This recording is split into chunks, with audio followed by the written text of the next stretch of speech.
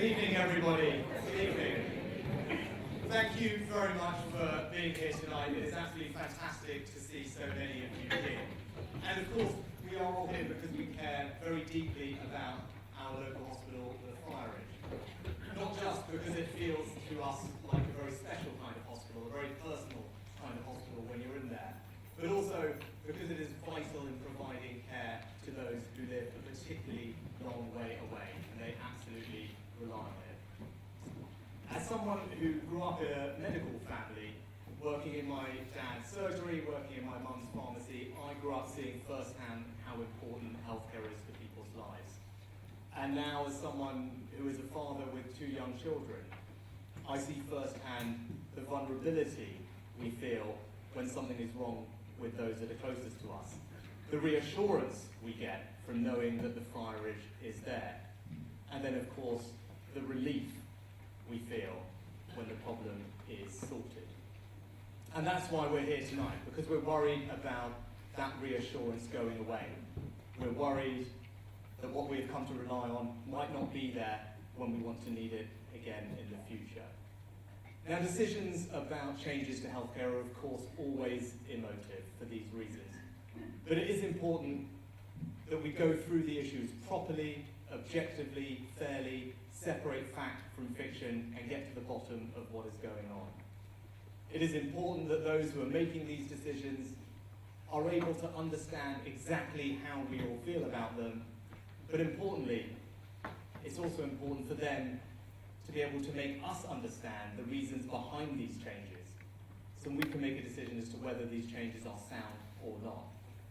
And that's why I'm delighted that tonight, I'm very grateful that we are joined by the key decision makers at the Trust and the hospital. Dr. Adrian Clements, Dr. James Dunbar, at both the Trust and the Friarage itself are 2 of the most senior people involved in these decisions. But importantly, they are not managers sitting in offices.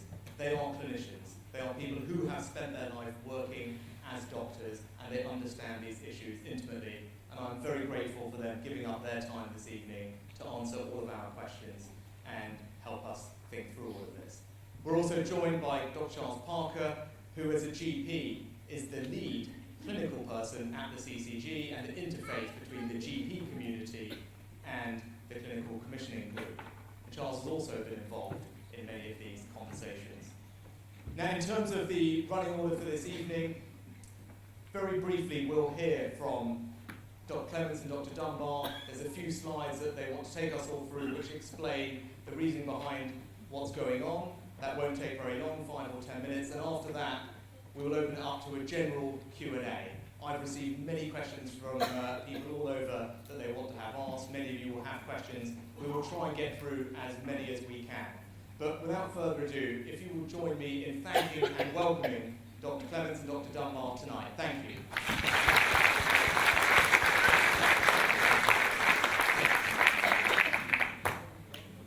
Well, thank you very much.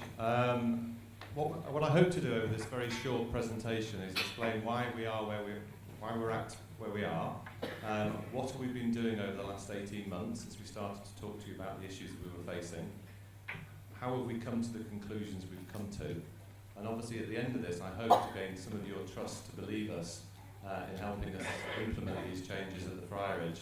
And the banner is quite true, because we are and have been passionate about building a sustainable future for the Friarage, and I think James and myself have been leading on this for the Trust.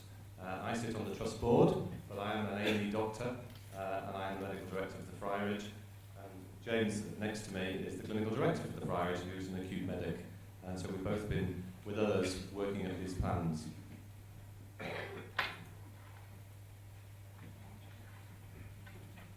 So, why are we here?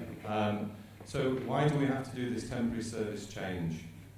It's basically a workforce shortage that we've been experiencing that has got worse and worse over the last few years. Top left-hand corner, daytime consultant cover to our critical care unit.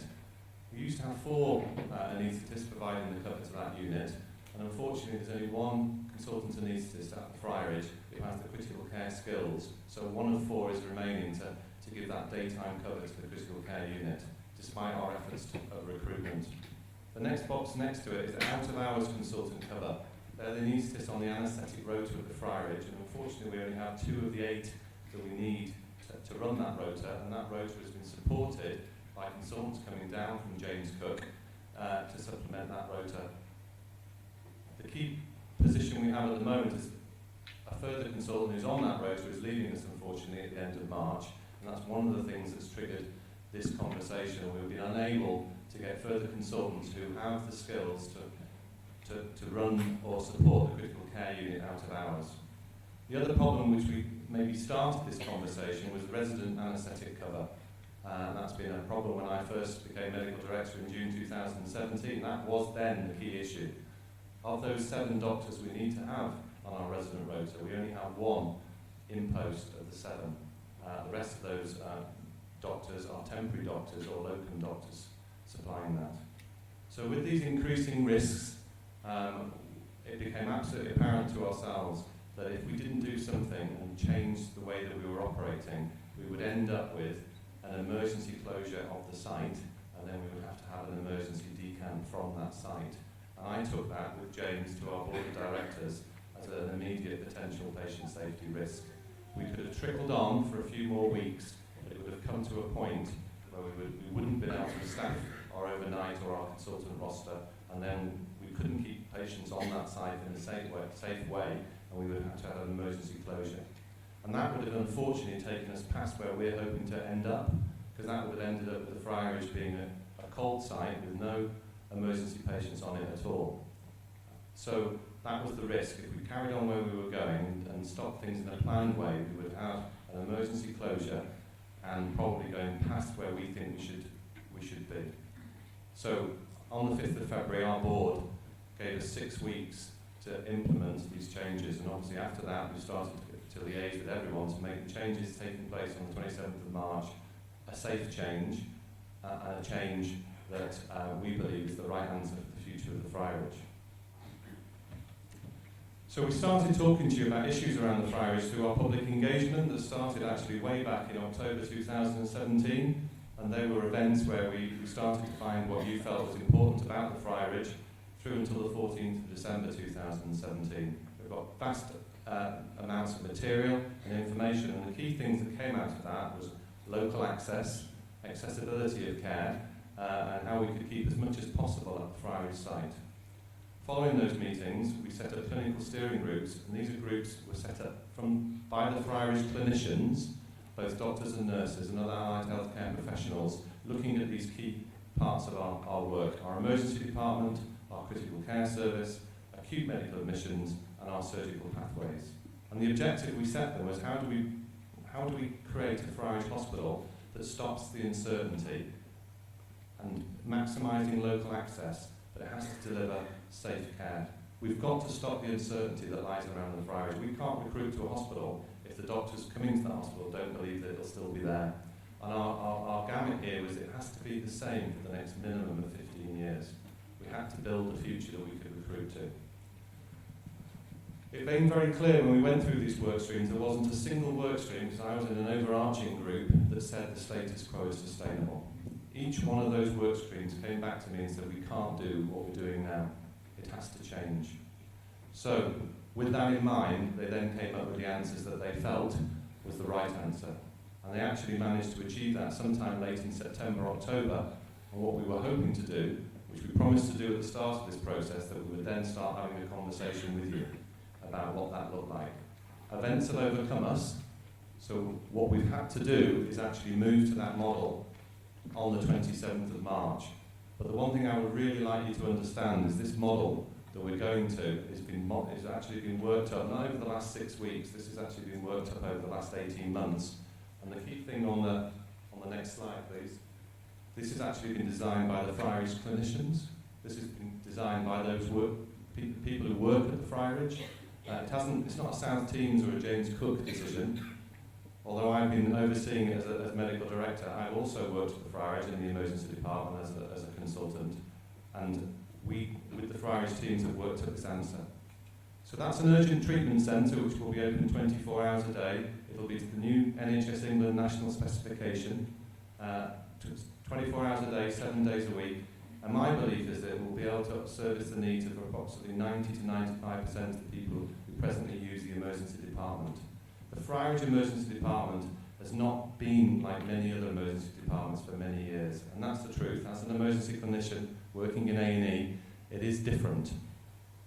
This option actually will expand some of the offering which we don't offer now, and I think it's going to be a really good solution to urgent emergency care. Ambulatory emergency medicine, where you come in and you might have a clot in your leg or a problem with your chest. The unit at the Friarage is an exemplar unit, ambulatory medicine. That's going to remain unchanged. James leads that unit, and that is going to be completely unchanged, where you access your health care in an ambulatory fashion and you make a decision whether you need it to come into hospital or not. As you can see, medical admissions will remain at the Friarage. That's the one thing James and I wanted to keep in this model. It's very difficult to maintain those admissions if you don't have a critical care unit or overnight anaesthesia. There is one other hospital in the country so far, Lymington, down near Southampton, that does that, and that's the model that we want to put in here. It's a challenging model because we need more doctors like James to provide it, and that will give us a challenge, but we think we can do that. I completely accept that some of the admission times to the Friarage are limited to what they are now, but if we change the population's behaviour and get people to the hospital earlier, we'll capture the majority of patients in those opening times, and we'll keep the majority of people having their care delivered at the Friarage site. Elective surgery will remain at the Friarage. There's only a small number of patients who will move for highly complex surgery, which is colorectal surgery, bowel surgery, who will have to move. But when that surgery moves, it will actually create an opportunity in our theatres to bring more patients from the Friarage area down from James Cook to have their surgery delivered. So actually we'll probably end up delivering surgical care to a greater number of people than we do now. We've had these plans reviewed by the Clinical Senate of Yorkshire and Humber, and they felt, the first thing they said, the status quo is not sustainable, so they agreed with our supposition, and they also believed that our model was innovative and sustainable. So we've done a lot of work about how many people we believe this will affect, and I haven't put all the detail on there, but I'm happy to share it with you. But during daytime hours, 3 patients we believe will have to move to the James Cook or other hospitals as a result of these changes. But one thing I would say about that, in the future model that we're describing, if a GP wants to admit a patient to the Friarage, or a 99 ambulance picks up a patient in the catchment, they will speak to someone like James and say, is the Friarage where we need to go? And they will only be directed away from the Friarage if that clinician says, actually, it's better for you to go somewhere else like James Cook. And that will be a clinically directed decision. If you're having a stroke or a heart attack or other issues like that, where the clinician will direct you, but only if it's better for you to get to definitive care quicker. So if those 3 patients in daytime, that's going to be a clinically consultant-directed decision. Out of hours, we're talking about 5 people who would have to move, and that's because medical admissions will not be open. So that's not a clinically directed decision, that's because we will not be admitting overnight, and the reason for that is we've made a decision that you can only be admitted to the Friarage Hospital if you've been assessed by a consultant physician at the front door. So we're completely moving our physicians from the back of the hospital to the front of the hospital. But with the numbers we have, we can't do that 24 hours a day. You have to be safe to stay on the Friarage, and that will have to mean that you will have to have a consultant review to stay on the Friarage, and they will have had to deem it safe for you to stay there. So that will affect 5 patients. 1 complex surgical patient will move, and this is the colorectal work I talked about, but we will be in a process of bringing people back to the Friarage who are presently having their surgery delivered at James Cook. So overall, more than about 90% of people will still have their care delivered at the Friarage. They'll still be admitted to the Friarage when they need to be admitted to the Friarage. So what do we believe this model brings? It brings consultant physicians to the front door of the hospital, which is other hospitals haven't achieved that yet. It's an expensive resource to bring to the front door, but that decision making is good. We'll maintain the acute hospital, but it won't rely on anaesthetic cover. So this is the innovative bit. We're going to hopefully have a hospital that does not have this problem hanging over it about anaesthesia. We can run that without 24/7 anaesthesia, and we can run it safely. So we also, with our urgent treatment centre, are going to broaden the offer that will allow to see children with illness in the urgent treatment centre, which I'm sure all of you are aware now, we don't offer in the present emergency service, which is a children's minor injury unit. But we will be opening up the urgent treatment centre, because it's national specification, to ill children, not really, really ill children, but children who have coughs, colds, viruses, temperatures. They will now be able to be seen in the urgent treatment centre, which they weren't before, or as of today they can't. We'll maintain safe, innovative, locally accessible care, but what we believe is more important, we believe this will be sustainable, and we believe this will give us a 15-year vision. So we won't be coming back to talk to you again, is my hope. And we are confident that this model is something that we can recruit to. The difficulty we've had with recruitment is people don't believe, doctors don't believe the Friarage will be here in 5 years' time the way it's been delivering its care. And under that shroud, we can't recruit. So we need to show them a new model we can recruit to. We do need to recruit new acute physicians to support this model, and we will be needing to recruit nurse practitioners to support the urgent treatment centre. But we believe that's all achievable when our present recruitment challenges are not achievable. So I'd just like you to look at that last quote, because I honestly believe that's true. There's been an incredible amount of work going on over the last 18 months. We've had multiple challenging conversations about the art of the possible. One thing I honestly believe is that all the clinicians at the Friarage believe in this model. If there's any clinician out there who works at the Friarage who doesn't believe in this model, I'm very happy for them to tell me that, but I believe that this has been designed by the clinicians at the Friarage Hospital. It's not been imposed on them by CITES, that they designed it through their work streams. And if I'm trying to deliver a model, that's the only way that it would work. The first thing I had to do as medical director is gain their trust, and they've designed this model for you. Brilliant. Thank you very much, Adrian. And thank you, Adrian. Thanks very much. That was very helpful. Now, ladies and gentlemen, if we turn now to the kind of Q&A part of the evening, there are lots of you here, lots of people have emailed me as well. We obviously conscious of everybody's time, so we'd like to, we'll try and get going and aim to try and finish in an hour or so. And what I would suggest to all of you, just out of courtesy to everyone else in the room, try and keep your questions brief and to the point. If we have lots of people making lots of speeches, we're just not going to be able to hear from as many people. And I think you'd all agree that's what we want to try and get out of this evening. Lots of questions and lots of answers. So if now many of you I know are involved in the Facebook campaign group, and there are several members of the steering group for that organisation here tonight who I've been in touch with. And I wanted to start with the first question by turning to one of those members, which is Lily Shepherd. And Lily's got a question about the recruitment issues that we were just hearing about. Lily. The Trust have said that there's a national shortage, yet they failed to try any innovative approaches towards recruitment and refused to engage with the International Recruitment Consultancy as advised and offered by Rishi over a year ago, who they stated were confident and they could fill the critical staff shortages the Trust are blaming for these cuts. Why does the Trust continue to betray the people of North Yorkshire by decimating their health services using stealth tactics?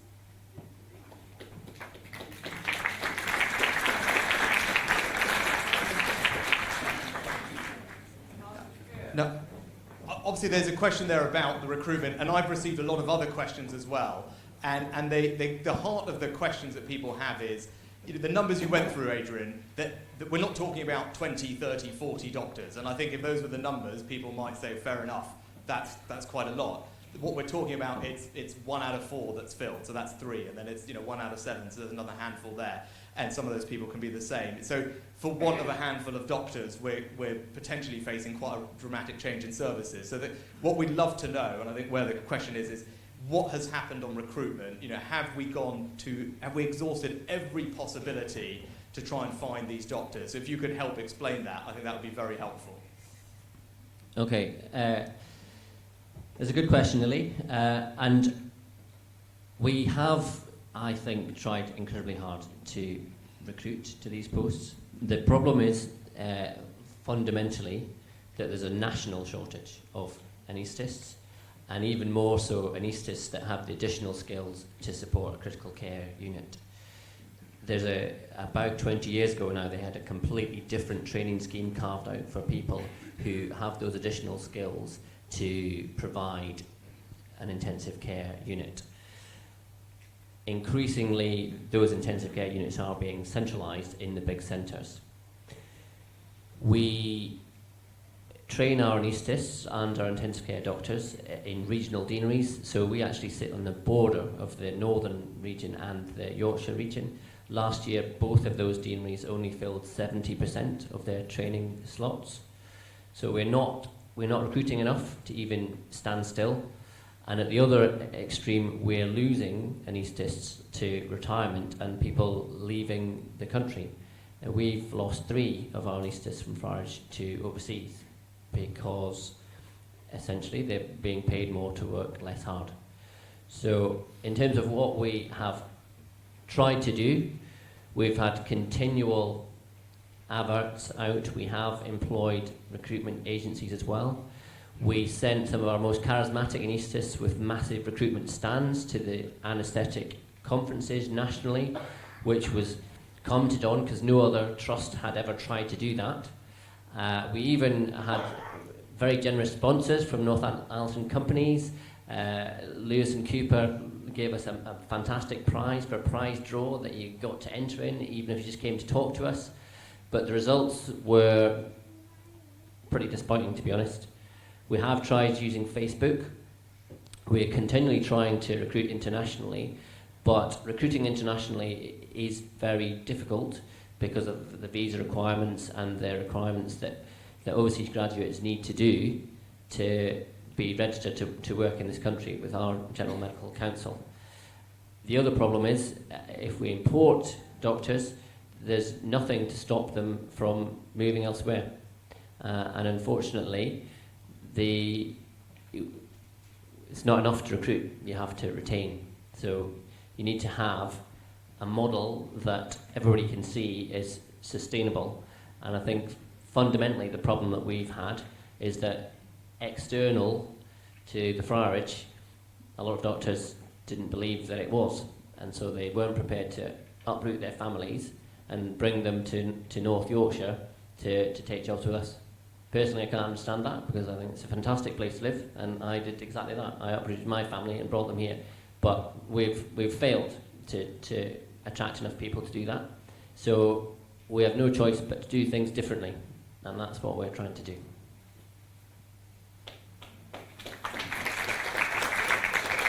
Now, while we're on this topic of recruitment, are there people who have other questions around recruitment in particular? Yes, ma'am.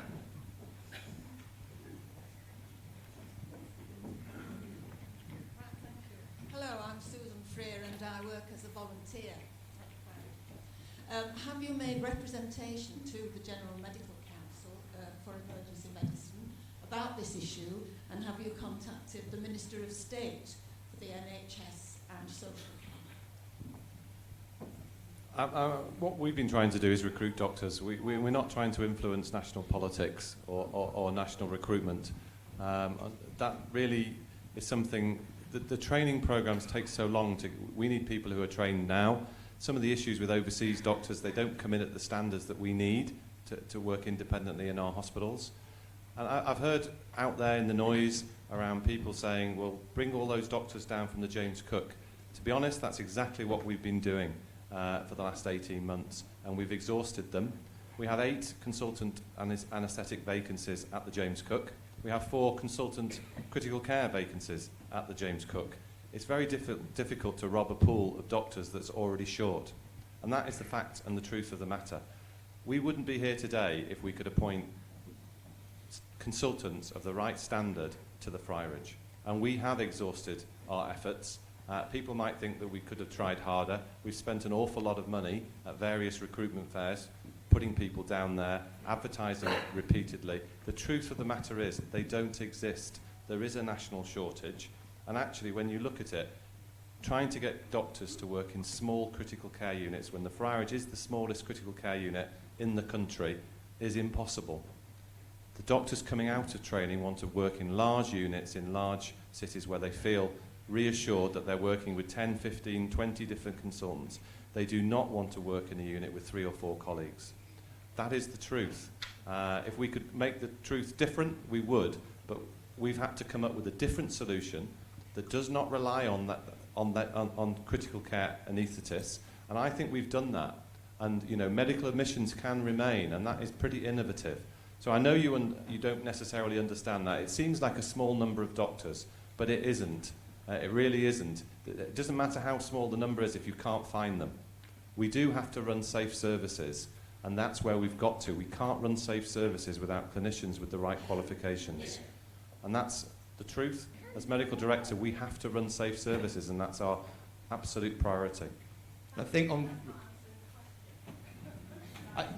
with regard to your question that I can answer, actually, because I did meet the Minister of State to talk about this a while ago, and that was specifically around the ability of trusts like ours in places which were finding it hard to recruit. What was the government policy? There is actually additional funding that trusts can give. They can give essentially golden hellos and provide, and if you're in an area that's qualified as a hard to recruit area, then you're eligible to offer new doctors golden hellos, and I wanted to make sure that was available to our trust. My understanding is from talking to the trust that they have used those incentives and they have still not been able to attract the doctors. So that policy is in existence there.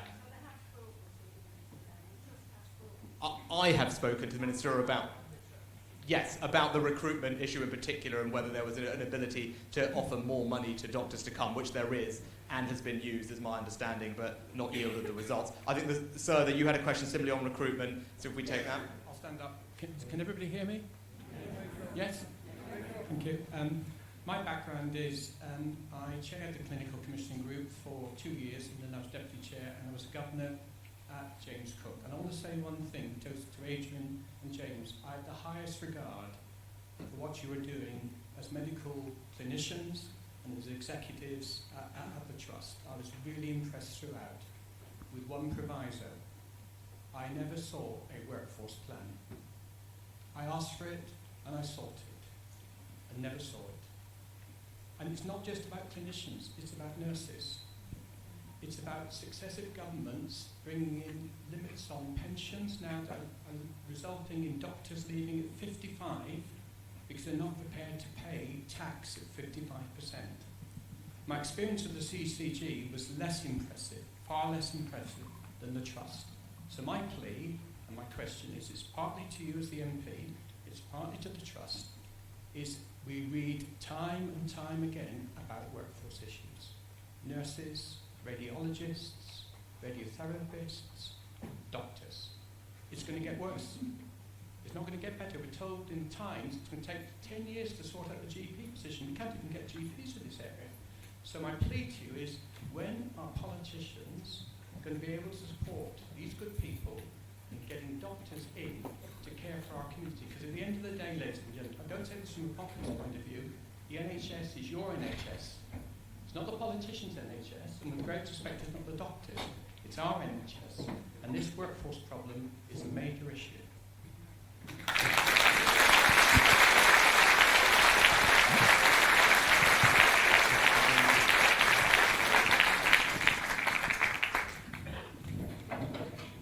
I'd just like to touch on what you just said about the pressures that it's putting on consultants that you've got at James Cook coming down to cover the Friarage. Are you not, if you're short at the James Cook, you're going to have the same problems offloading patients from A&E that are needing critical care up to the A&E at James Cook? You're going to find the same situation where your A&E department is not going to cope because they're under so much pressure. And the other point I'd like to make is the patients that you've decided, because your consultants that you've got at the James Cook at the present moment can no longer cover our Friarage Hospital because they're under too much pressure. You're sending the most critical patients the furthest distance when they are so ill and could die. For me, if I had a heart problem, I would be an hour in the ambulance going up to James Cook. Now, having a heart attack wouldn't be a funny thing, but getting to the Friarage and having that treatment, like lots of others, could be critical, and you're taking those choices away and putting more pressure on James Cook, which you've openly admitted are under pressure, and that's why you're saying they can't cover James Cook. Friarage.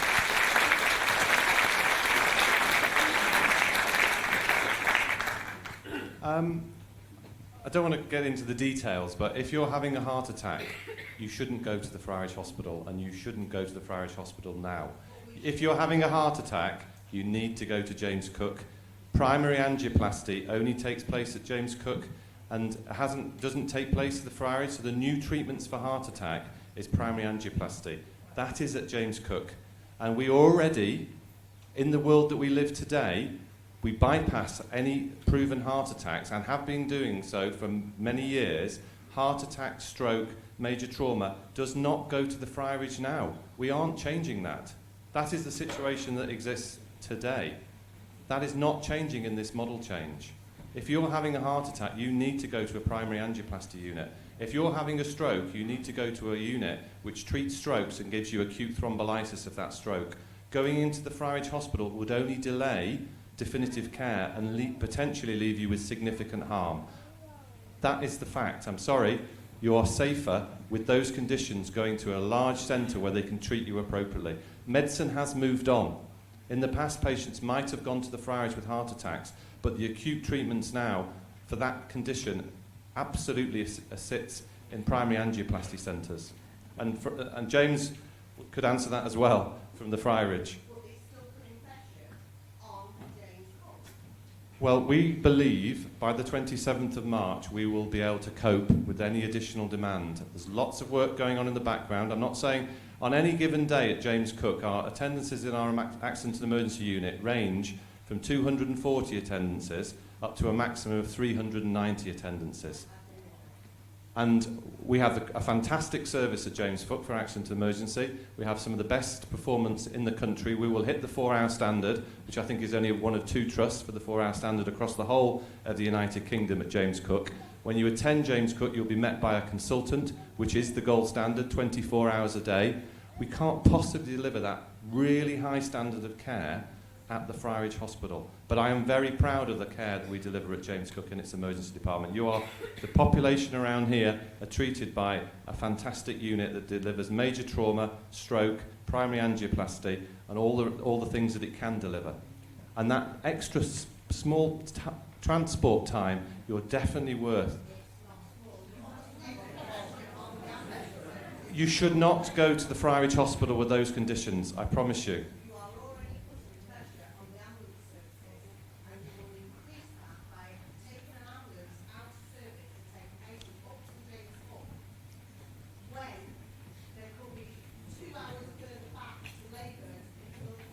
So, can I just ask, because more generally we've had a bunch of questions, and I've spoken to the Yorkshire Ambulance Service about this point, and I think there's a general point you're making, which is there are some groups of people, the 3 and the 5 people, that are going to no longer be able to be cared for at the Friarage, and now they're going to go to the James Cook, which is, I think, different to the people who have cardiac arrest and things. They should be going to the James Cook anyway, and I take that on board. But for those groups of people who are now going to have to go somewhere different, I think underlying the lady's question is, what kind of issues are those people likely to be faced with, and what impact will that additional travel time have on their clinical outcomes? So that would be a very helpful thing to know. And then the related question, which I think is absolutely excellent, is clearly there will be more people needing to be moved around. That will put pressure on Yorkshire Ambulance Service. I've just spoken to the CEO of Yorkshire Ambulance Service. It'd be good for us to know, what does your modelling show about their ability to cope with that increased pressure? Exactly that question. When, are they going to put more ambulances as part of this plan to bear or not? Or is it just more struggle for them? Okay, so there's 2 questions there. The first one is about Yorkshire Ambulance Service. It is inevitable with this new model that there will be more patient movement around North Yorkshire. Yorkshire Ambulance Service have been involved in the development of this new model from the outset, and I have to acknowledge publicly they have been absolutely fantastic. And there's going to be 2 additional ambulance crews permanently based, one in Northallerton, one in Thirsk, specifically to support these extra moves. That's going to be 24 hours a day, 7 days a week. With the conditions that we are not going to be able to take, there's really three groups. The first group is the patients who are going to be timed out because we're not going to be a receiving unit overnight. Now, in reality, most of those patients who will end up in other centres, predominantly James Cook, they will not require that specialist tertiary referral care, and we will repatriate all that we can back to the Friarage the very next day, and we have commissioned additional ambulances ourselves to make sure that those moves happen, because we fundamentally believe that care should be delivered as close to home as possible. Patients who require emergency surgery will no longer be able to come to the Friarage site because we won't have emergency theatres able to deal with that. So those patients will have to go to the James Cook site, and there will be a tiny number of people who are extremely unwell. An example might be a young adult with a severe pneumonia and respiratory failure. Those sort of patients, I know from the first time that one of my GP colleagues phones me up that that patient will be on a ventilator machine in an induced coma in an intensive care unit within a couple of hours of landing at the hospital. There is no point me bringing that patient to the Friarage when I don't have that clinical capability. So those patients, tiny numbers, will be redirected. If, once their acute episode of care is finished and they have rehabilitative needs, they too will be repatriated. But the vast majority of what we do, and we do really well, is dealing with people who are unwell, very often frail elderly patients with multiple things wrong with them, people with advanced cancers, people with common infections like pneumonias, severe urinary tract infections, that sort of thing. We manage that at the Friarage extremely well, and we will continue to do so. James, for those three groups of people you mentioned, are their clinical outcomes going to be significantly different because there's an extra leg to their journey now compared to what they had to do before? Or are they the kinds of ailments that are stabilised in an ambulance and therefore the extra distance doesn't make a difference to the clinical outcome? There are lots and lots of examples now of specific conditions, big heart attacks being one, acute strokes being another, major trauma being another, where we've reorganised services such that people go straight to a big specialist centre where there's always senior doctors there that can deal with them. And there's been a lot of investment in these new services, and there's been a very rigorous assessment as to whether it was worthwhile doing. And in every single example, the outcomes for patients have been dramatically better. So you could come to the Friarage, but you're more likely to survive if you go to James Cook if you've got any of those conditions. Now, on a related theme around logistics and patient safety, we've got a couple of questions that were sent in again from the group. I think Siobhan and Eric, do you want to both jointly ask your questions one after another?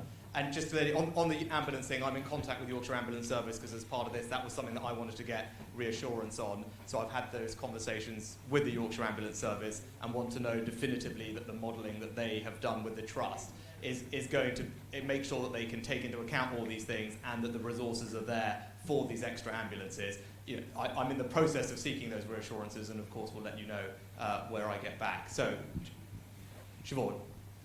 Right, gentlemen, I have a question from the Facebook group. You yourselves have stated that James Cook is struggling with recruitment, the same as the Friarage. I believe this lady just touched on that herself.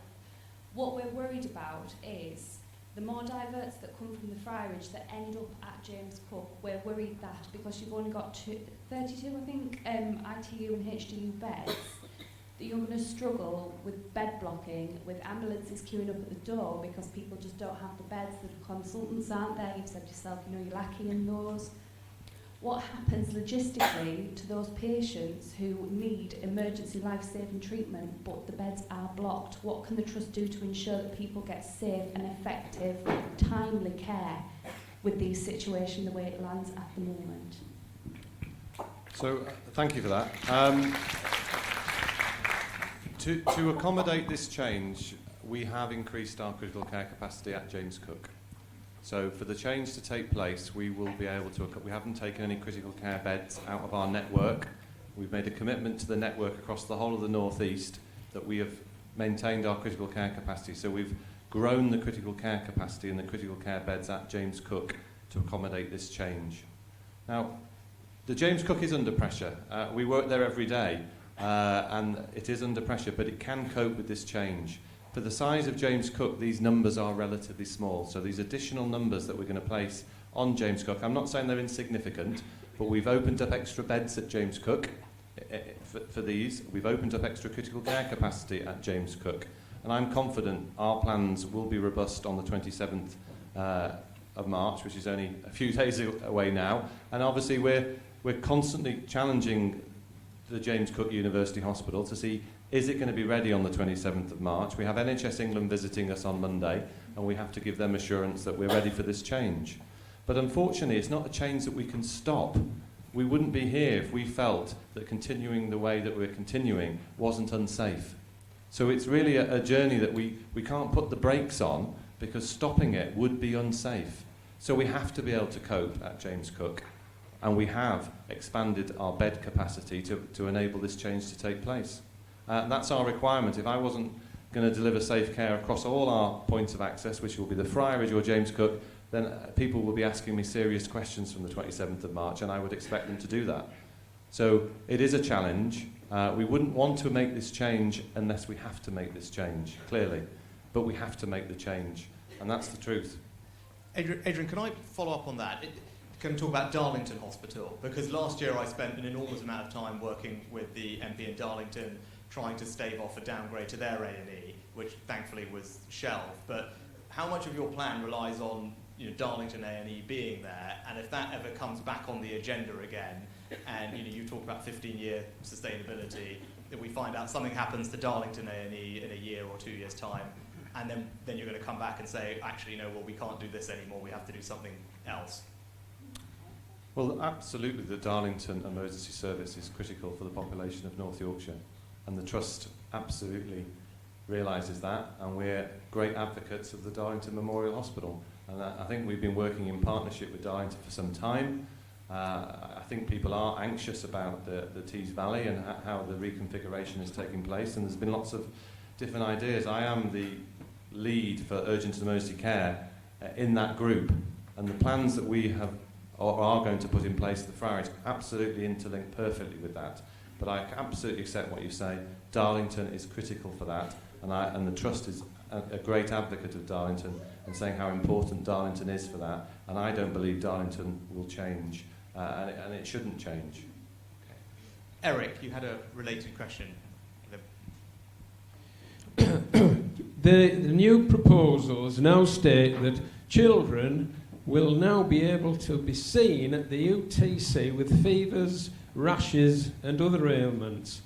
Is this not dangerous that staff with no paediatric training will be assessing this vulnerable group of patients? And will this not in fact delay time-reliant life-saving treatment in the case of suspected meningococcal septicemia, which the UTC cannot provide, therefore will require an ambulance transfer to James Cook?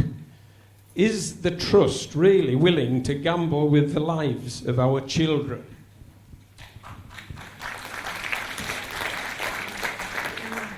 Well, clearly the answer to that is no. We're not gambling with anybody's lives. Ill children at the moment can't attend the Friarage A&E. We don't have that provision at the moment. So this is an additional provision that we'll be providing to the community. An urgent treatment centre is a national specification defined by the government, and we'll be meeting that specification to deal with children safely. What we're talking about there is children with coughs, colds, fevers, rashes, and that's what we'll be providing. We will not be providing the level of care to sick, very sick, poorly children with meningococcal septicemia. They should not be attending the urgent treatment centre. They don't attend there now, and they shouldn't in the future.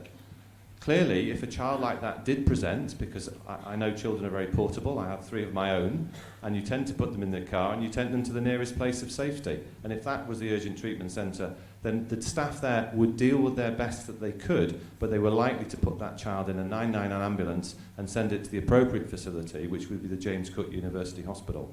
They could do some emergency measures while the child was there, and we've been putting in place protocols in case that happened. But I do want you to accept that the A&E department of Friarage, sick children don't go there now. So although we are opening up an offer, We are only opening up that offer to children who are not very unwell. And that is the national specification for urgent treatment centre, which is defined by NHS England. And we'll be compliant with that standard. The staff working in that unit will have the skills to deal as defined by NHS England. I think that's safe. And it will be a safe model because it's been nationally recognised as a safe service. Great. Some questions. We'll maybe take them in pairs so we can start getting through. I think the gentleman over here and then the gentleman here as well. Hello. Hi. How can I say? Thank you for all the work you've done, both James and Adrian. I understand you've been working very hard. This problem about staffing didn't start 2 years ago. It started 10 years ago. And what the gentleman over there pointed out was the workforce planning has been extremely poor, and therefore we're in this state now. The reason people don't want to come to Friarage is because in the last 5 or 6 years we've had CCU go, we've had paediatrics go, we've had maternity go. And as you pointed out, people don't want to work in an unstable situation. As for recruitment, you might want to check the website, because I did this morning. There are no actual adverts for any emergency people on there at all. And when I phoned up and asked medical staff in medical recruitment if there were any jobs going, because I had a friend coming back from abroad, I was told to look at the website. So recruitment need talking to about being their applications. The question is, how can you want to put a 15-year plan together, but we all know in 5 years it will be different because of telemedicine, massive computer involvement at James Cook and Friarage, which is about to come in. So 15 years is a pretty dynamic plan, because in 5 years it'll be completely different. How are we going to alter this so we can tailor it to 5 years? Let's take the second question as well. Just to catch up on the going from the Friarage to the James Cook, I was rushed into the Friarage with left ventricular heart failure, and then I had an embolic stroke whilst I was there.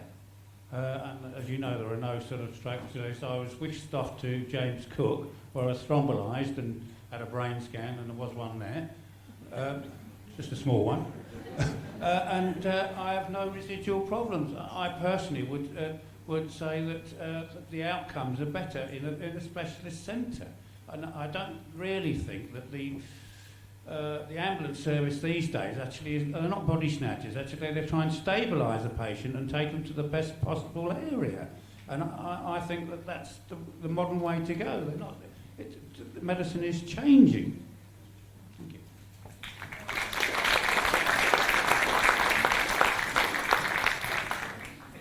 I'm delighted to hear that you had a happy ending to your story. But you're absolutely right. There are things that Friarage does extremely well, and there are things that we should accept that others do better. And your story illustrates that really well. One of the things that the Friarage is very good at, because we're small and we're relatively nimble-footed, is that we can adapt to change very, very quickly. So inevitably, telemedicine is going to be more and more of a thing, especially when we're servicing such a huge geographical distribution. And I've been an enthusiast for telemedicine for quite a while. So we've started to adopt it already, and we'll continue to do that. Medicine changes all the time. We have to keep evolving. We can't just do what we've always done. Just on this question, though, about the 15-year sustainability, and I guess the question, you alluded, though, there's certain things you need to put this new model in place, and largely it sounded like you need to recruit more nurse practitioners and some extra acute physicians. So how confident are you that you can do that, and we don't find out, okay, there's this model which you think is decent, but then actually it turns out, well, we can't find the people to do that, so it's a downgrade even from that? Well, there's a couple of things can help, and Rishi, you can help us. We do need a new theatre block at the Friarage. And that's, to be honest, people can criticise us for recruitment, but if you show them down around a building that was built 60 years ago, that is not an attractive place to work. A new theatre plant, we have the plans. It would cost £20 million. If we had a new theatre block at the Friarage, that would make the surgeons want to come, the anaesthetists want to come, and many other people, and that would be a massive boost to our recruitment. So that is about our capital estate at the Friarage.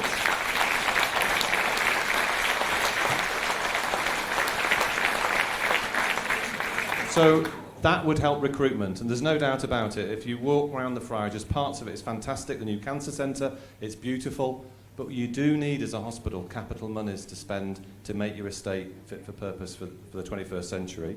When you have that good estate, people will come. And I have great confidence in James. James is a very charismatic guy. He can attract acute physicians here if they know that this model's going to still be here in 5 or 7 years' time. He's done some innovative stuff now. He's getting GP hospitalists into the unit. He's training them up to be a consultants. And that is really good. That's really challenging. I think we can do that. With the nurse practitioners, we run Redcar Minor Urgent Treatment Centre, which is converting into an urgent treatment centre. Sees 25,000 people in Redcar. It's completely nurse-delivered care. It's a very similar model for the Friarage. We've got a real training record of how we can train them. I hope we can attract them. We do need 15 of them. We have 3 at the moment. It will be a challenge, but we believe that's a far easier challenge than trying to affect national recruitment for anaesthetists, which is not within our gift. For those nurse practitioners, obviously there are nurses impacted by the changes that are being proposed who work in emergency medicine currently. I know you said all their jobs will be protected, which is welcome. They might have to move to James Cook, which obviously for some of them will not be possible or attractive. What's the ability for them to transition into being nurse practitioners, and is the Trust going to provide them with the necessary training or support to do that if they want to do that? It's a fantastic opportunity for them, because if you're working as a Band 5 staff nurse, you can get to become a Band 7 nurse practitioner with some very simple additional training. And so I think actually the whole of medicine's changing, as we've been talking about, but we have up to 30 nurse practitioners working at the James Cook University Hospital in our front of house medical units and the emergency department who work interchangeably with doctors. And and that's the workforce of the future, coming from nursing into delivering care. And so we believe we can grow that workforce. And as you say, a lot of the nurses who presently work in the emergency department as nurses can transition into nurse practitioners. There's absolutely no reason why they can't do that. And will the Trust provide them with the training required, or whatever it is required, to get them from that Band 5 to Band 7? We will. Okay, that's absolutely good to hear. Right, some questions from the back now. There's a gentleman, is it, right at the back over there? So you, sir.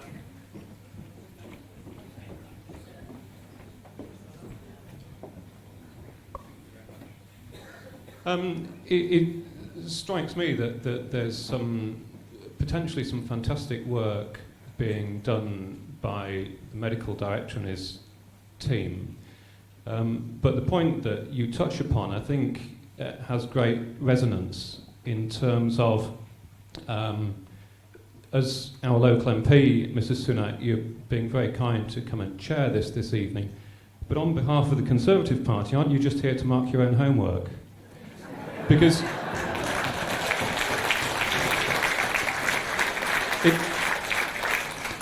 it strikes me that, and it's really just been, in a way, the question I was going to ask has just been answered 2 moments ago, is that with the appropriate facilities here at the Friarage, we could recruit the best. But without the investment, it's never going to happen. Whatever effort is put in, it's just never going to happen. And unfortunately, that is a reflection of underinvestment by your government in our NHS.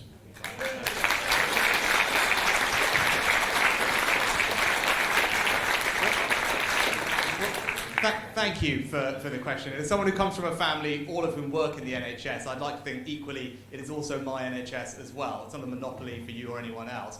And in terms of the investment, there's actually an additional £25 billion going into the NHS over the next few years. When the Conservatives, you make it party political, so when the Conservatives came into office, there was about 100 and a bit being spent on the NHS, about £110 billion. Now there's 130, and that's going up. The rate of increase is about 3.5% a year in excess of inflation, which is exactly in line with the historical average under all governments, in fact, if you look over the last 30, 40 years. So the aggregate amount of money going in is the same as it's always been. In fact, it's going up a little bit more. So the question is, there are ever more increasing demands on that money. So yes, there's more money going in, but it's all very well wanting things here. People want more money in primary care, as we've heard. People want more money to deal with mental health issues. People want more money to have a 7-day NHS. There are lots of competing demands on the NHS. Now, those decisions about how best they allocate that significant extra amount of resources, which, by the way, the CEO of the NHS, that's what he has asked for, that's what he's been given. So he's asked for that amount of money, that's what he's been given. How that money is then allocated and split is rightly a decision made by clinicians. It's not right for me to decide the balance between different hospitals and different clinical specialties. That would be a slightly strange thing for politicians to be doing. So as decision makers who are clinicians, it's right that those people are making the decisions. And it's not a political thing if medicine is changing and doctors are becoming more specialised because that's what they choose to want to do and that's how their training has evolved because it means we all live longer as a result. That's got nothing to do with which party is in power. That's to do with science and medical preference. So with all the will in the world, whether there's a different government tomorrow, they can't force doctors to work at one hospital rather than another. They can't force the reversion in medical science to go backwards to a time when we were less safe but had people working in different conditions. So with the greatest respect, I totally appreciate people want to prioritise the NHS. I want to prioritise the NHS, and that's why, in an environment where money has been tight in many other areas, it is the NHS that is getting the single largest increase in cash funding in its history. Right? So yes, there's a call on the money. The money is there. How it is spent, how it is allocated, is a question for physicians and clinicians to make those decisions, and that's why we're here. I think there's two questions, the gentleman and the lady sitting together. Could we take them as a pair? Can you hear me? Oh, yeah. I'm passionate about the Friarage Hospital, and I totally understand that the money has to sort of go to James Cook because that's where the facilities are. They've obviously, the services have been taken away from the Friarage, or some of the services. Are James Cook giving us other services back? Because obviously patients are going up to James Cook. Are we getting any other services from James Cook back to the Friarage to help people? Thank you. Interestingly, mine was exactly that point. I think one of the concerns of all of us in this area is the nibbling away and the reduction and contraction of services at the Friarage. So as we've said, we've seen paediatrics, maternity, we've seen a reduction in beds on the Rutson ward, we're now losing the Allerton ward, we're losing the ICU unit. So we walk around the Friarage to see empty bays, expensive equipment, all lying idle. And so the question I have is exactly what you were saying. Is anything coming back the other way to ensure that the Friarage continues to be a vibrant centre, even if it can't provide frontline A&E? Are there other services that can be brought back the other way to keep this place buzzing and alive, which is what the residents want in this area? Thank you.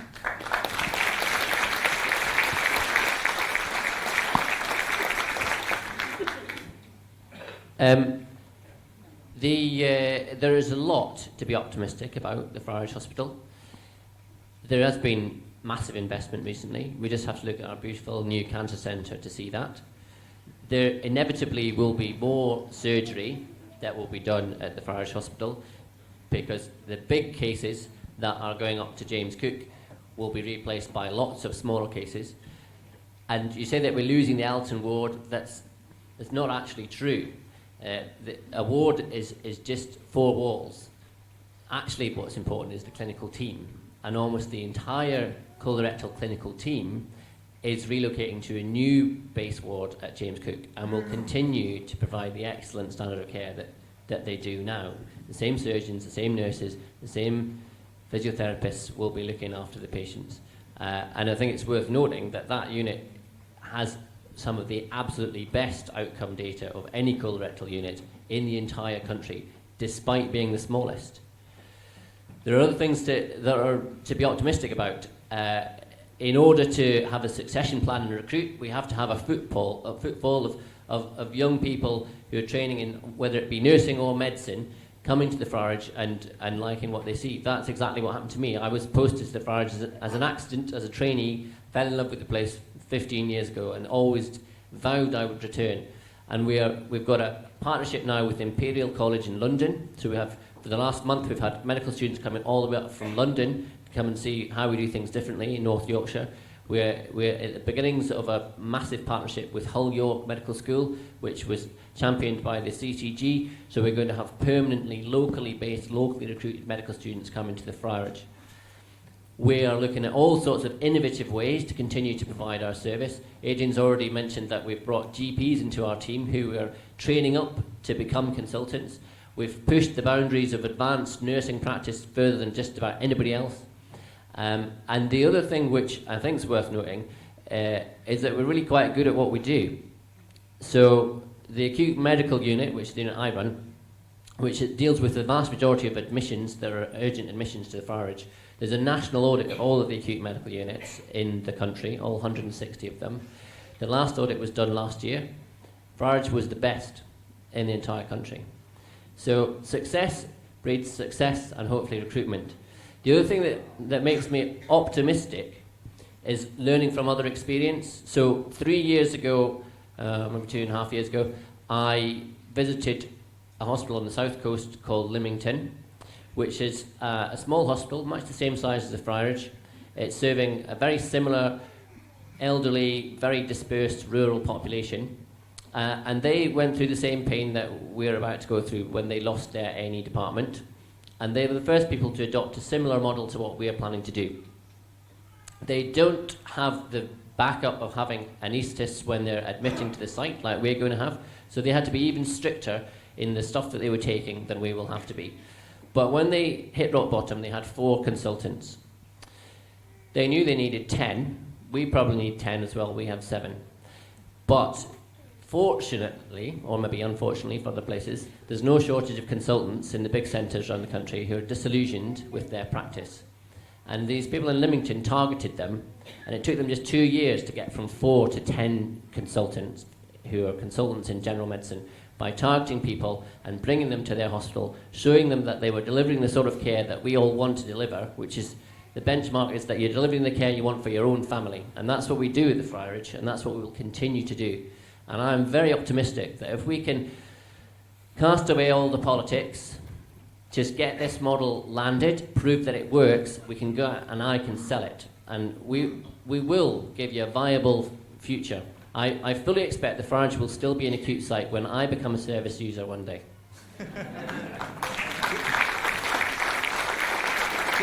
James, do you mind just explaining, in maybe in just plain English for us, the kinds of things that you will be able to do more of at the Friarage? Adrian had alluded to the fact that we're losing emergency capacity in the short term, but it means you can do more elective and day surgery. What kinds of things does that mean that we can do more of, which will save people presumably a trip to the James Cook? So people historically at James Cook haven't thought about the Friarage Hospital. And what we've done now is we've looked at all the people who are at James Cook and the postcode of their arrival. And we're challenging all the surgical teams to start doing more work at the Friarage. Maybe we should have done that in the past, but this has given us an opportunity because there is some theatre capacity now available because we have moved some work. And as James said, there'll be smaller, shorter cases. So in fact, the number of surgical procedures done at the Friarage we think will grow in the new model rather than the present model. So that's going to be really helpful for the population. So that we haven't actually modelled that, so I can't give you a graph and tell you exactly how many that might be. But certainly the surgeons are being absolutely challenged across all surgical specialties to redirect day case surgery and 23-hour surgery to the Friarage footprint. James knows we can do that. The theatre plan to the Friarage knows that they can support that. We just need to engage more with the clinicians to give them that opportunity. And Adrian, what kinds of things are there? Is that hip replacements? What kinds of things? So lots of orthopaedic surgery does take place at the Friarage, knees and hips, but we can also do minor shoulder surgery. We can do hands, lots of hands, minor procedures. So there's lots of day case procedures. If you have a day case, and I'm sure many of you in this audience might have had a day case procedure at the James Cook. That is the sort of procedure that could take place at the Friarage Hospital. But we have to work with the teams to make that happen, and we think that's an absolute great opportunity. I'm not going to tell you that we are definitely going to do it, because it's a work in progress, but we definitely believe that we should be doing it. Great. And let's take a couple more questions. There's a lady there with your hand up in the grey cardigan. Please. The microphone's just coming. A lot of this sounds really great, but I can't quite understand, perhaps you can explain how the plan for the surgery to come the other way fits with closing the Allerton surgical ward next week. I just don't quite understand. It seems as though things are closing down. Are we saying then that it's only temporary and that because the staff will all be moved elsewhere? How does that sort of build back up then to the view that you have for the future? Okay, so the Allerton ward staff will move on, the majority, I've been told 26 of the 34, will be moving on the 27th. They've agreed to do that for us. And they will be kept together on Ward 5 at James Cook, and they will be delivering the non-elective care for patients from this catchment area and this elective care that we've talked about. What we're going to do at the Friarage is drive much more cases through our post-operative surgical day unit position, so our 23-hour unit. So it'll be more day case procedures, more quick turnover procedures, and we don't need that most of those are not necessarily overnight procedures.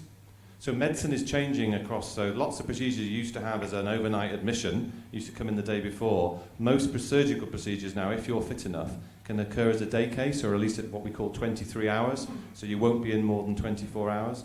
That's how medicine is changing, and we believe there's a huge opportunity for 23-hour surgery and day case surgery at the Friarage.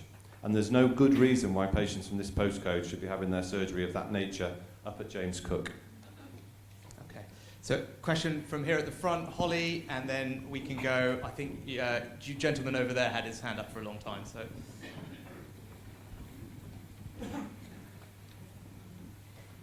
We're going on to measures that you're going to put in place now. Following the changes that will take place on the 27th of March, what independent auditing measures are South Tees Trust putting in place in relation to patient safety, satisfaction, ambulance response times, and most importantly, mortality rates in North Yorkshire in the next 6 months? When will these changes be re-evaluated, and when will the public be able to access the information? Excellent.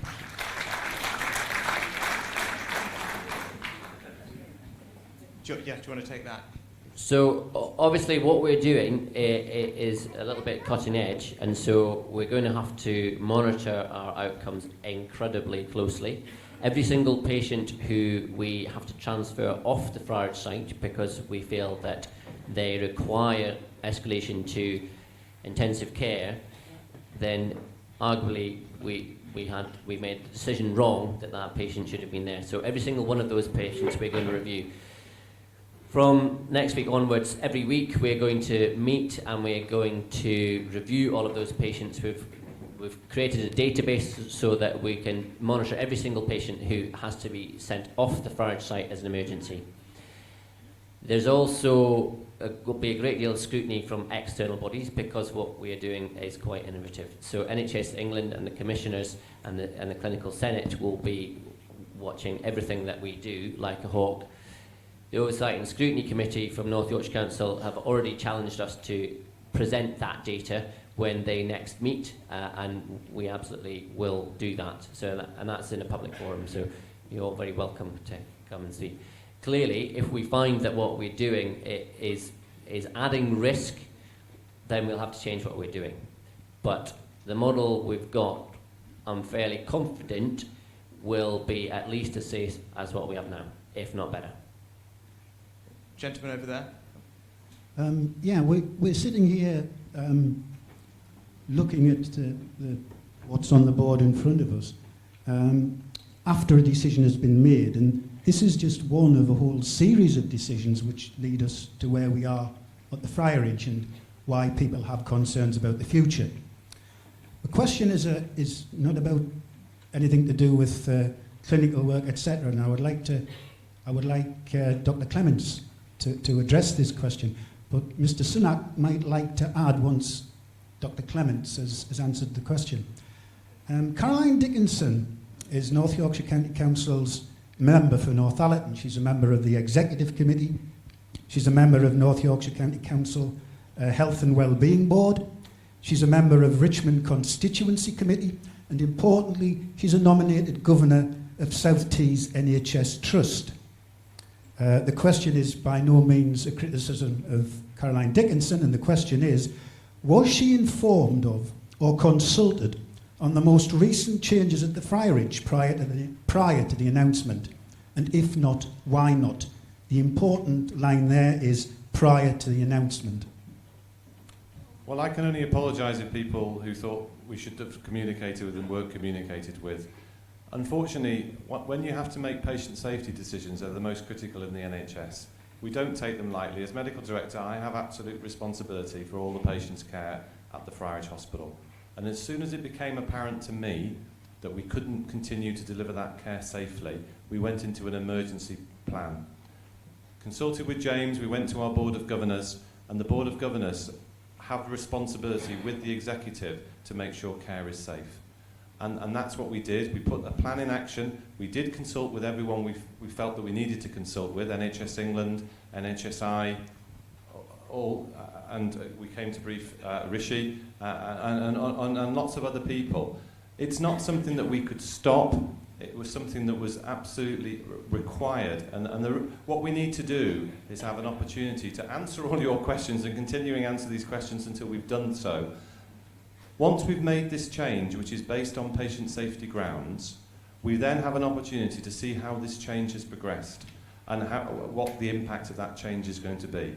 We always promised that we would go out to consultation on our change plans. Unfortunately, events have overcome us, and I really do apologise that we've had to do this without actually having an opportunity to speak to the public, because that doesn't help. It makes you not trust us as much as we'd like to have trusted us. But it's taken us 18 months to get this plan together. We had many meetings with the clinicians around the Friarage Hospital coming up with this innovative plan. They were very painful meetings at times. Charles and the CCG were at those meetings. Our governors were at those meetings. So a lot of people who we were engaged with those meetings and engaged with the decision that we took. So as soon as it became apparent that we would end up in an emergency closure, an emergency evacuation, we had to go into an immediate action. And if we've missed some people out on consulting them on that change, I can only apologise. But our priority was to keep the hospital safe. And actually what we've been doing over the last 5 weeks is making sure our implementation plans for the 27th of March are robust, and that change will happen seamlessly. And we've been working, and there's many people in my team been working 14, 16, 18-hour days to make sure that this is a seamless change on the 27th of March. Well, you've said that you feel accountable to NHS England. Would Mr Sunak like to make any comments about local accountability? Well, my understanding is that Adrian and the team at South Tees recently were in front of the North Yorkshire County Council Health and Scrutiny Committee just last week or the week before, and I said that process is a public process which does provide the scrutiny. And the question I wanted to just make sure we understood properly, to follow up on what you're saying, sir, is you're making sure that you will do a formal, full consultation on these new proposals becoming permanent. Do we hear that right? I would like Charles to answer that particular question, give him an opportunity to speak, because Charles is from our clinical commissioning group. The Trust has the responsibility to maintain safe services, and it has the responsibility to take urgent action if it feels it can't. Consultation is led by the clinical commissioning group. So I will leave that question for Charles. Actually, good. And Charles, while you're answering that, if you could also answer, obviously as a GP and as someone who interacts with the GP community, it'd be helpful if you could provide us with your sense of what the GP community in the area feels about these changes as well. Happy to do that. As far as consultation engagement goes, we often get the terms very much mixed up. Engagement is very much an open conversation. Consultation is a very formulaic way of talking to you about changes and give you some chance to express your opinion around the proposed changes. But it isn't a democratic process as such. It allows you to point out things we may have forgotten and we can add to the plan later. How this goes is we will re-evaluate this after 3 months or so to see how it's going, and we will discuss with NHS England, with our MPs, because there will be 2 MPs involved in discussion, with the Overall and Scrutiny Committee, and together we'll come up whether we definitely need a consultation or whether a re-engagement would be sufficient. Now, that is that will be led, and that decision will be led by the Overseas Scrutiny Committee, who are your elected members, and we won't make that decision on our own. We'll be doing it with them. Thank you. From a GP's point of view, which is the second part of the question, I have had quite a few conversations with local GPs. Just to say thank you to James, because he's been fantastic at keeping the GP community up to date with this over the last, however long you've been the clinical director at the Friarage, coming along to the LMC meetings, which used to be held at 8 o'clock at night at the hospital. He came along every time religiously and actually gave an update on where we were. He has been very clear from the beginning why the changes were happening and has brought the GP community alongside with him, and they really trust what he's delivering. I have spoken to quite a few GPs, and there have been no qualms that actually making the decision on safety is the right way to go. We know from the evidence around all the centralisation of services around stroke, heart attacks, major trauma, that actually that saves lives and decreases disability. Therefore, we should not be scared of making changes around safety. The changes that happened in Cumbria have echoed what's happening here.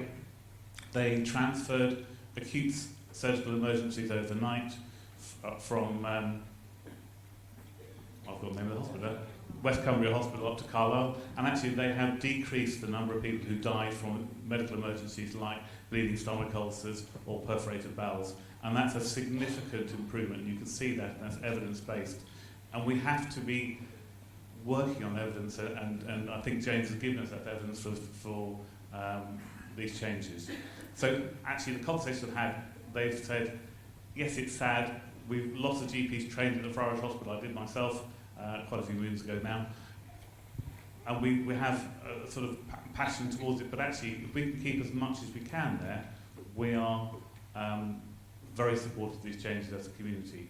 There are some things we want to make sure that we have the IT tie-ins with the consultants, but apart from that, we are fully supportive of this. Thank you. So I know we're already overrunning, so we'll try and get as many last few in as we can. Gentleman over there, and we'll go over this side. I think there's a gentleman here. Yeah, after that. A very, very quick question. Our point. Very quick question. So I'm looking at this leaflet which says temporary changes. Should we therefore ignore the word temporary? Are these permanent?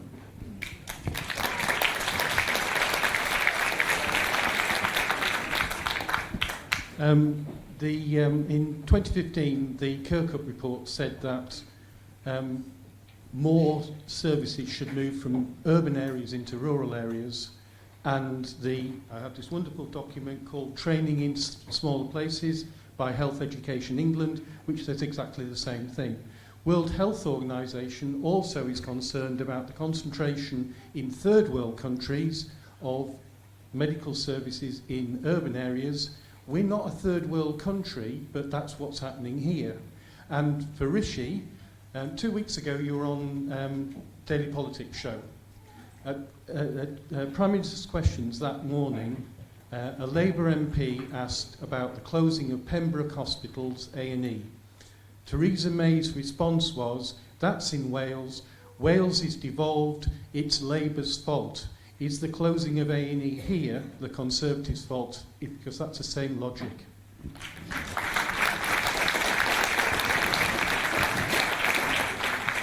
I can take that one. I think what the Prime Minister probably said is that the NHS is run in Wales as an entirely devolved operation. So if you think that there is political blame to assign in Wales, it would be Labour. Probably because the question was aimed at her in a political way. It's unsurprising that she responded. But the point is the same. The point is that Labour run the Welsh Government, so Labour run the NHS in that sense. As I said, these were about clinical decisions wherever they're being taken. But if you want to ascribe political blame to them, then you should do it equally whichever country you're in. Now, Rishi, can I answer the... Yeah, oh, yes, there was a question. Yeah. I won't touch the political one, but the temporary nature, we've been pretty honest with you what we believe the right answer for the future of the Friarage is.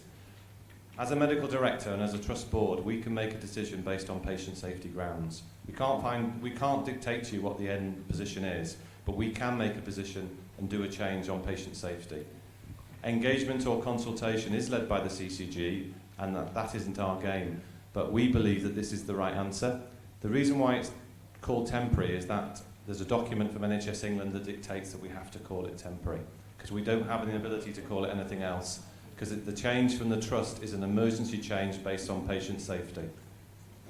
Okay, lady in the green over there.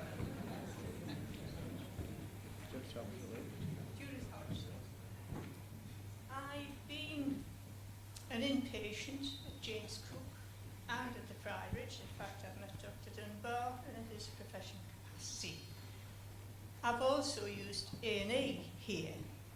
And one of the things that helped me in being at the hospital here was having the ability to have friends and family come to visit me. And that helps the patients. At James Cook, it was a nightmare because my husband is no spring chicken. I'm sure he'd admit to that. But getting parked at a decent time to come and visit was an absolute nightmare. And I couldn't get parked when I needed to go back because there weren't enough disabled bays, and other people were parking in the disabled bays. Now, it helps the patient in recovery. I'm sure you know that. But the other issue is, I lost this already. Follow up, I had surgery at James Cook because I couldn't do it here. And I was told I had to go to James Cook for the follow-ups. And I wrote to Siobhan McCardle, I sent you a copy of the letter, saying that that was ridiculous. The consultants were coming down to this hospital, why couldn't the follow-ups be done here? And I asked the same question of yourselves. Whatever it is, why can't it be followed up here?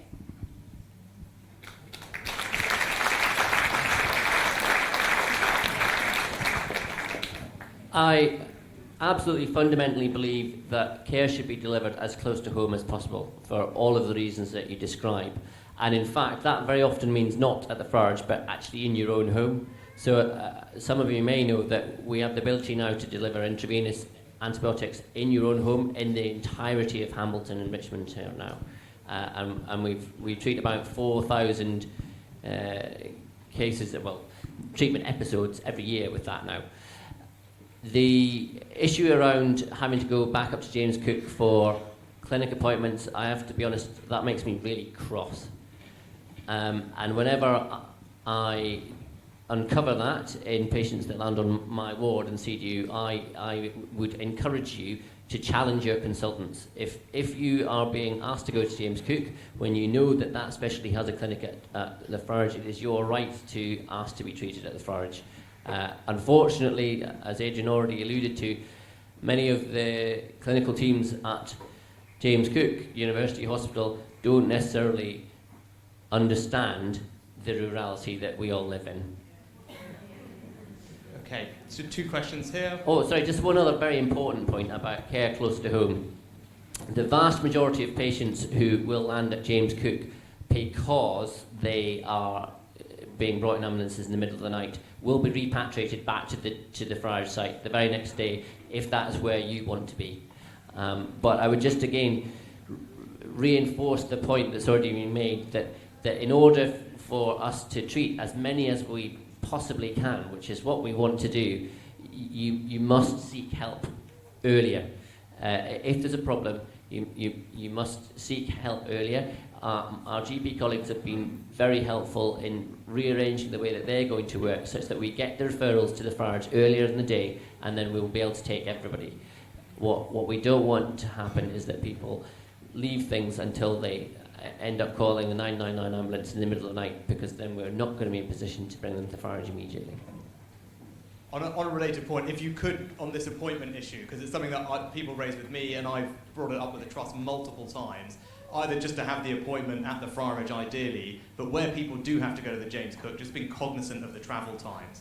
Because a lot of the time, the people booking these appointments have no idea, and they'll give someone living in Wensleydale or Swaledale a kind of 9 o'clock appointment or a 9:30 appointment at the James Cook. There is no way to get there that early for many people. So I know there's been progress made in some protocols, but more on that would be helpful. So gentlemen and at the front as well. We'll take the pair. Thank you. My point is that for the last 2 years, I've taken 2 members of my family to James Cook, which is not an issue. One of the main problems I've had is getting car parking through the day. When you take somebody for a 10 o'clock appointment and you end up waiting half an hour to get into the car park simply because there's 20 other people in front of you, what are you going to do about the car parking? Because it's ridiculous to the daytime. On a night time, it's fine. My second question is, we've touched on ambulances, but how many more ambulances will we need, and will we need more air support for like the Yorkshire Air Ambulance, and who's going to pay for that? And then, so I'd rather take them one at a time, because I forget the question otherwise, Richie, at this time of the evening. So with the car parking, it is an issue. I will take that back to our Director of Estates, because I don't personally deal with car parking, but I know it is an issue. It's an issue the Trust needs to solve. With the air ambulance, the patients who already get the air ambulance will be continuing to come to us in the air ambulance. There won't be any change for that. And actually all air ambulance services are charity driven. So they're provided by charity donations, and that's why it's such a great North or Yorkshire Air Ambulance that picks you up in this locality. And they bring you straight to the front door of the emergency department for the major trauma team to meet you. It's a fantastic service and has absolutely saved hundreds of lives. So that won't change.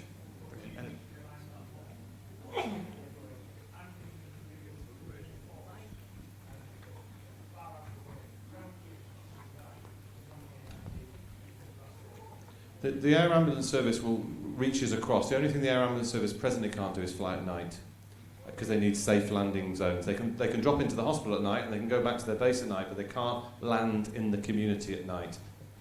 So there is an issue about thinking about landing zones for them that are well lit in close proximity to those centres, which I think people are working on. So then they could become a 24-hour service. But that is an issue for the air ambulance service to solve. And then my initial conversations with the Yorkshire Ambulance Service indicate that they think they need 2 extra ambulances, which was confirmed before. They think they do have the resources for that and they know how they're going to provision them, but they haven't fully confirmed that as yet, but it clearly is something that needs to happen and will keep on. Yep. Hey, healthcare, as we know, is unpredictable, and even well patients can deteriorate and experience complications day and night. And as you've just said there, we're not going to be having the resources at the Friarage anymore during the night. So if somebody goes into respiratory failure and needs to be incubated in ICU, you've just said there's no air ambulance. Are they going to have to travel all the way down to James Cook in a 999 ambulance? And are the South Trees Trust going to accept that lives are going to be lost? And are they going to be held accountable to the families that lose loved ones on the way down? I would see it as a complete personal failure if somebody died unnecessarily. But we have brought in very, very strict protocols to prevent being caught out. So the first thing is the surgery that we're going to be doing on the site is going to be heavily pre-assessed, such that anybody who has even a moderate likelihood that they might deteriorate after their surgery will not be operated on the Friarage site. That'll all be done at James Cook. Everybody who comes onto the Friarage site as an acute admission is going to be screened before they even leave the GP surgery or their own home by a telephone call to one of my consultant physician team. People who are likely to need intensive care, we won't bring to the site. Everybody who lands at the site will be seen by that senior consultant, and they'll make a decision again, are they in the right place? At the end of every afternoon, 3 hours before the consultants leave site, because of all the physiological observations that we do are recorded on an electronic system, we can scan the entire site immediately using a scoring system that tells us who's poorly and who's not. Everybody who's poorly is going to be reviewed. If there's any doubt that they're safe to stay on the site, they are going to be moved to the James Cook site. And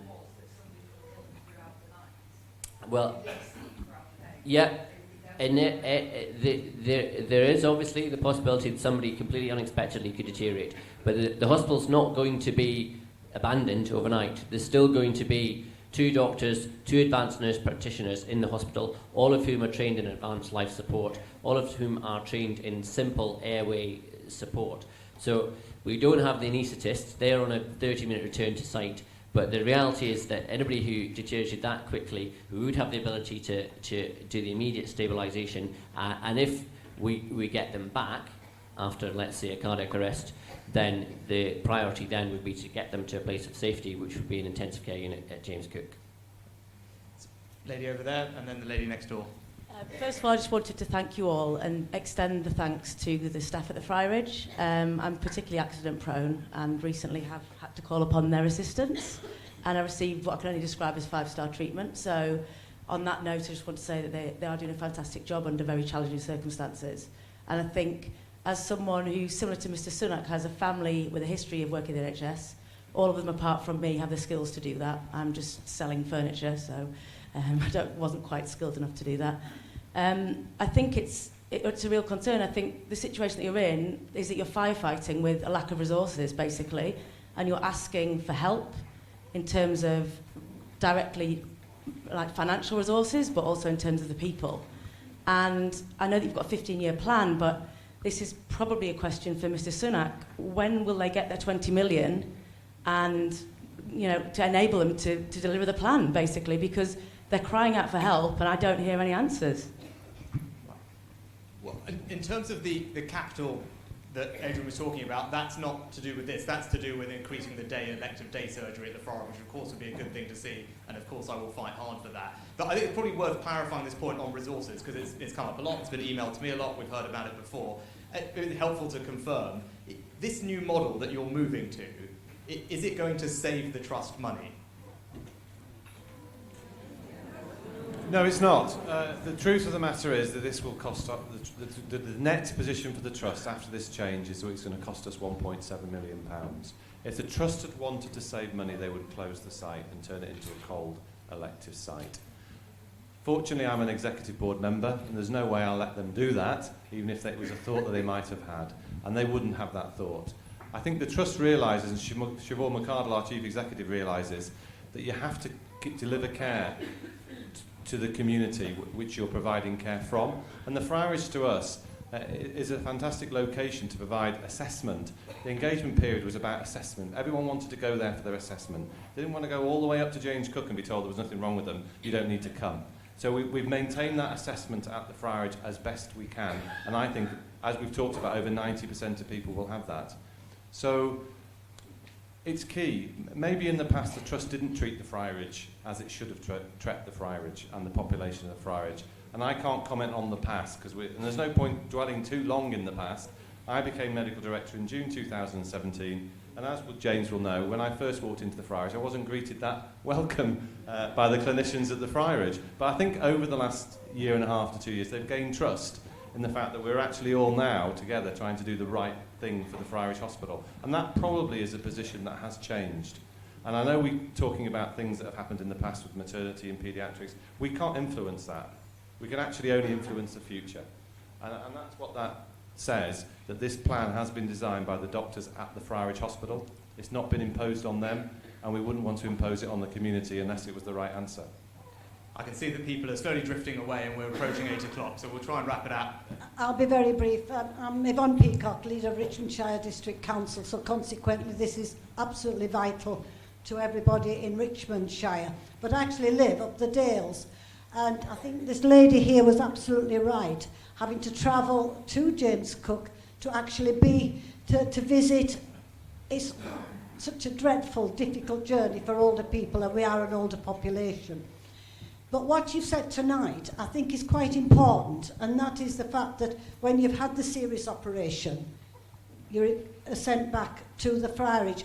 So I think one of my messages I'd like to say tonight is, the important thing is for you to make sure that all your people, be it at James Cook or at the Friarage, and know exactly that that can happen. And also, I think it's important that the people, our own residents, actually know and are informed fully that when an ambulance picks them up, they will have a choice sometimes not to always have to go to James Cook. Because as you know, we're talking about the future, but in the past, one of the big problems, and something that I get told about, is older people being taken to James Cook, stuck at James Cook, can't get any visitors and can't get home. And I think so it's important is getting a message out. And I sometimes think one of the worst messages that seems to have been around is the Friarage is going to close. So we've got to absolutely make sure that what you are doing works, but we've got to also make sure that our residents actually know about the future and that make it work.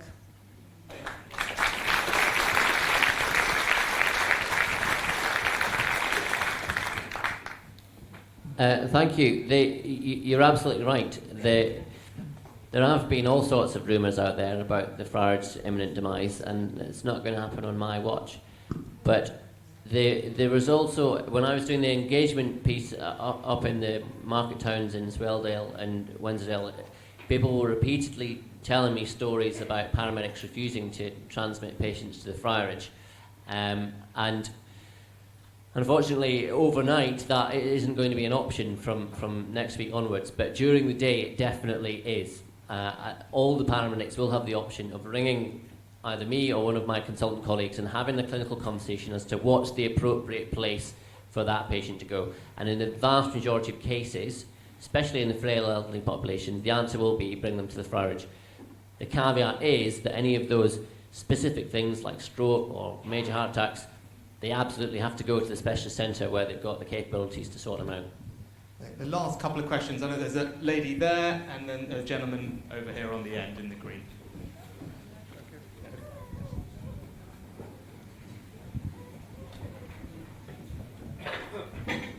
Adrian, James and Charles, I was in your position 4 years ago when I led the closure of the maternity services. As I'm now retired and a resident of the community, could I say that having heard what you said tonight, I thoroughly commend what you're doing. I feel safer having heard what you were saying. I've known the problems at the Friarage for a long time. I was passionate about the Friarage as well, but I could see the gradual decline. I could see the problem with anaesthetic services, and I, like you, became very concerned about the safety of maternity patients for exactly the same reasons. And, you know, intensive care, having to transfer patients up to the Friarage, the difficulty with rota and staffing the rotas, and on a number of occasions we had to sleep in as consultants and then work a full day the following day. So I absolutely see what you're doing. As a resident, I feel confident. I'm excited, actually. I still try and keep as much in touch with healthcare as I can, and I'm really excited to see, James, what you're doing. I was speaking yesterday to one of your GP practitioners, and I had no idea that that role was in place. That is a really innovative role, and congratulations. And I want to congratulate you for what you're doing for the population of Northallerton, and I think we should be very proud in the services that you're suggesting. Thank you.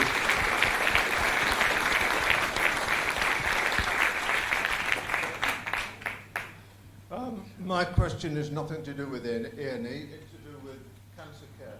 Well, anybody who's been to the Friarage recently will have seen the new Ogden Centre. We are getting people from Middlesbrough, Darlington, referred to us. It's only been open 3 months. It's really something which we should be proud of. The Friarage is not dying. It's got new life. It will go on. It's got to go on in a different way, but it will go on. Thank you.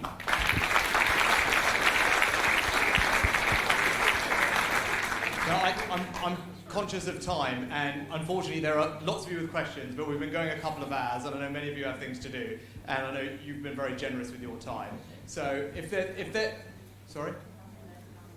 Right, well, so we'll try and take, if we can take the last two very, very brief questions, ma'am, and I think there was someone over here who has been trying to catch my, yes, ma'am, there. Yeah. There are many people who have emailed, and unfortunately we could be here all night, so let's try and be very brief. Well, you know, you're all very confident about what you're doing for the future and how you've planned it out, but what do you do for those patients who are at the Friarage and need help, and they're told, oh, it's no good sending you to James Cook, you'll not make the journey. And it has happened in the past. It has happened in the past, and this particular person was put into a side room and he was left with his family to die. Same as it took 4 hours for my husband to get from phoning the doctor, and he finished up, he died, he bled to death because he didn't get the help he needed. And that's before you cut back on everything. I'm very sorry to hear that you had a bad experience in our hospital. The first point about not surviving the ambulance transfers, that's all about identifying patients deteriorating earlier, and I think we're pretty good at that now because we have these electronic systems to do it, and we're going to have the most senior clinical decision makers in the hospital. At the moment, for much of the time, we have junior doctors who are holding the fort, but the whole time when we're going to be assessing new patients, we're going to have consultant physicians doing it, and I'm very fortunate I've got an incredibly high quality team of general physicians that can do that. As for the bleeding to death scenario, I mean that's another example of a condition that already we don't have the capabilities to deal with overnight, and so if you're having a life-threatening hemorrhage, you should go to the James Cook site where they have the capabilities to deal with it. Yeah. Abdominal aneurysms are a condition that is well recognised now, should be centralised in big centres where they do a lot.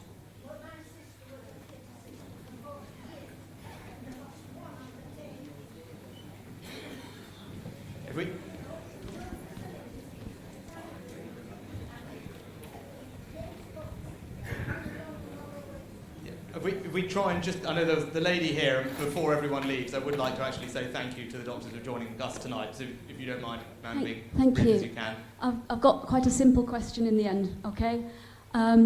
First of all, I'd like to say I think you're doing amazingly. You're obviously thinking innovatively, strategically, and trying to do your best for the people of the area. The fundamental problem appears to be recruitment, and you've said that it's a national problem. And I remember what one of you said, it was very clear. People are leaving because abroad they can get more money for doing less work. Now, it's a series of hypotheticals, but if there was the money, if the anaesthetist positions were funded more generously, if you didn't have this problem with recruitment, would you, in that ideal world, keep the Friarage open with a full A&E centre? If we had the full complement of anaesthetic and critical care doctors that we needed, we would love to continue the status quo, but it's never going to happen, unfortunately. And the truth is that none of us are ever going to be rich practicing medicine. That's not really the motivator for the vast majority of us. It would be lovely to be paid more, but I think that's unlikely to happen too. Most of us continue to work at the Friarage because we love it and we love serving this community and aren't tempted by all the rich pickings in the Gulf.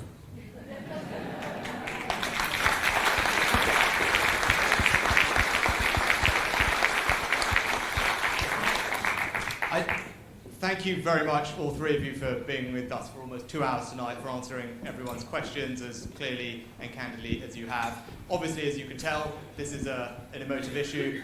I think you've done a fantastic job of being very clear with people about what you're trying to do and why. I'm sure people will still have questions. To the extent you want to feed those to me and I can get answers on things that we haven't covered tonight, I'd be delighted to do that.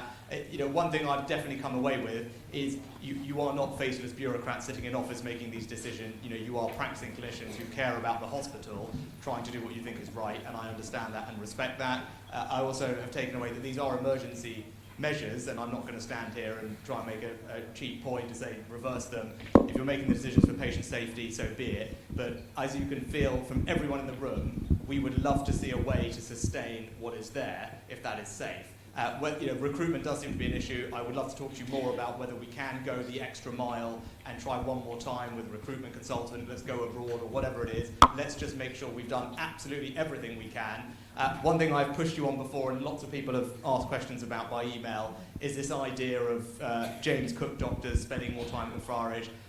I know you touched on it, Adrian. It may be helpful because lots of people have been emailing as we've been in here. Their view is they're all employed by the trust. Now, this is all about recruitment and doctors, and as you said, this costs more to do this new model. You'd rather not do that.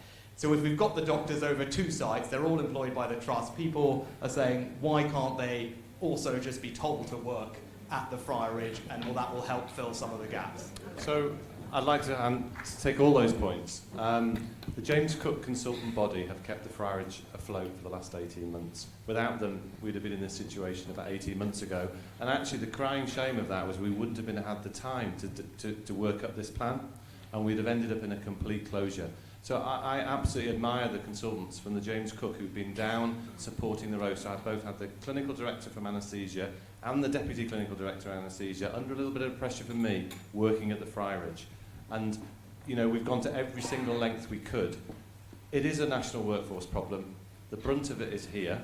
What I would ask you all to do, please, is get behind this model, because the last thing all the groups know that actually the uncertainty of trying to take us back to where we've been, which is pure pain, pure uncertainty, trying to staff rotas at the last minute, not having a doctor in the emergency department up until about 5 o'clock that night, or in some in fact nights, not having a doctor at all in the emergency department. That is not a place which is a safe hospital. That is not a place you can recruit to. And the whole point of this is we can't be taken back to something all the clinicians know is not possible. We have to actually move to something which we have confidence in, that we can deliver for you, because we can't recruit to such an unstable model. And then we would be in a downward spiral. We have to shore it up to the point that we're confident that we can deliver a safe model of care for the vast majority of the population, which is incredibly innovative. And we couldn't do it without people like James, who are actually going to completely work differently in that acute medical model, working at the front door, seeing patients on arrival. But we need them, and we need James to grow his team to make this sustainable. So I don't want to be taken back to where we've been. I certainly don't, but I do want you to get behind the model. And I completely understand your anxieties about things being lost. But the danger, the real danger is you'll take us back and then we'll fall completely. Okay. Please join me in saying thank you very much.